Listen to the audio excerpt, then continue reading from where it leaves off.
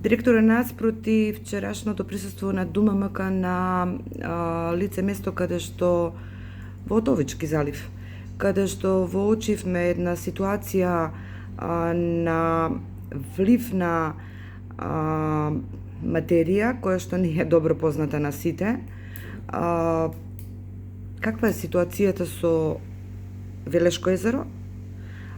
Дали она што го видовме и пренесовме во јавноста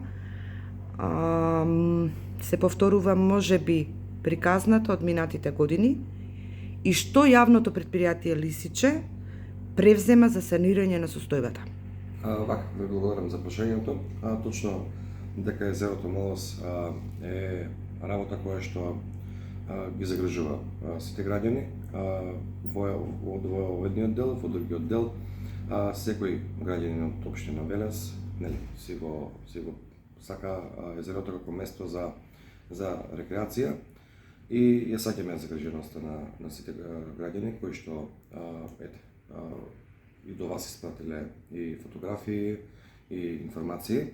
Јас би сакал да се задржам на она што ЈПВ Лисиче превземало и доправа ќе превзема.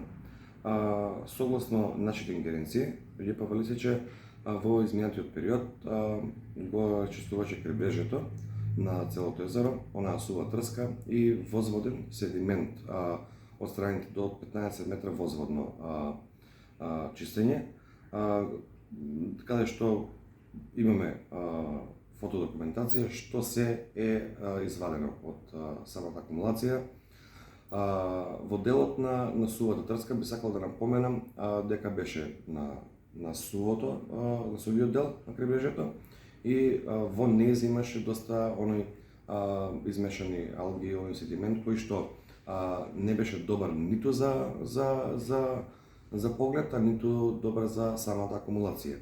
ЈПВ Лисиче го заврши првата фаза со расчистување на крайбрежјето. Втората фаза беше делот, така наречен поурбаниот дел од левата страна на езерото до Брод Планини и таму е завршена комплетно планираната активност, со што денес официјално, сега во моментот баш ја потпишав и одлуката за изведба на бушотини во близина на акумулацијата, кои што ќе го подобрат квалитетот на самата вода. Третиот дел, или овој заокружен последен дел, кој што во делото планот за ревитализација на младост сме го предвиделе, е санација на темелниот зафарач на брана Дотовица.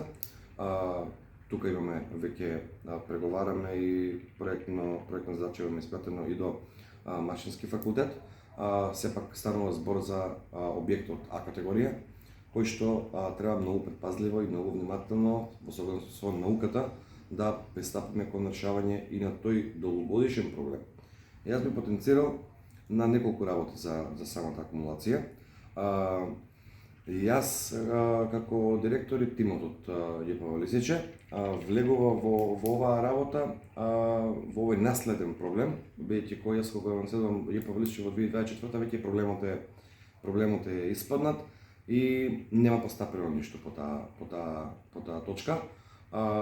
Согласно нашите разговори со стручните лица од јавното предпријатие, изготвиме план за ревитализација на езерото и се држиме строго до тој план со сите соодветни дозволи и согласности од ресорните министерства и се надевам дека овој долгогодишен проблем кој што е настанал последниве 2-3 години во овој дел, но ова е проблем кој што е од слободно можам да кажам последните 20 до 30 години, не грижа за самата акумулација или своевремено од кога е направена акумулацијата, ова е прво вакво чистење и прво средување на самата акумулација. Се надевам дека 25 годишен проблем не може да се заврши во една година, бара многу внимание, многу предосторожност во самите активности.